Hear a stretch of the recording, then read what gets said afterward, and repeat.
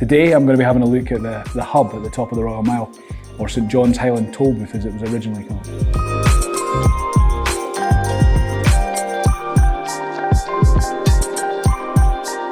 I think it's really interesting. It's quite an exciting building.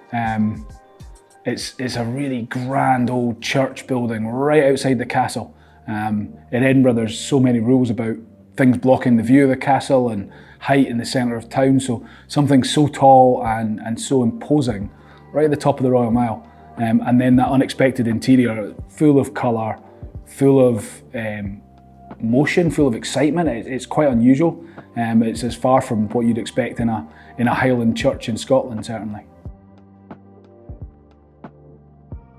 I think in this one there's a huge amount. The interior was all redone by an Edinburgh practice, and there was a huge amount about the history, the narrative, the culture, all of that going back in, and it's changing use as well, moving from being a church that sat empty for years, I think, into being this kind of central cultural and entertainment hub.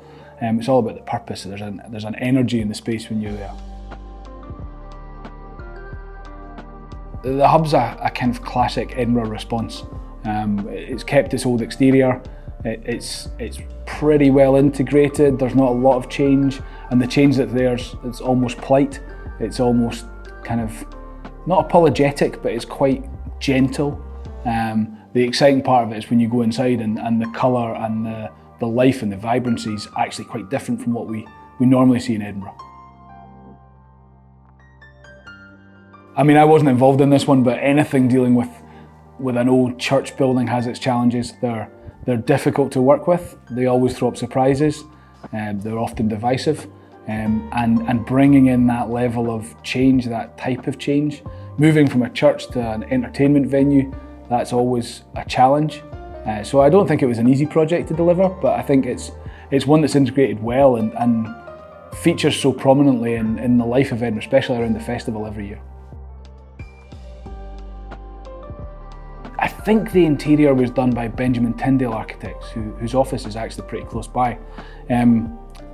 They do a lot of decorative, considered, things with lots of carving, things with lots of figured work and natural elements brought into it. They don't shy away from pattern and colour. So in some ways quite typical, but in others it's a kind of once in a lifetime. There's not many buildings like it and not many opportunities like this present themselves. What would I have done differently? I think it's a really open question. Personally, I wouldn't have gone with a level of colour. I know why they've done it and I think it's exciting, but it's not for me.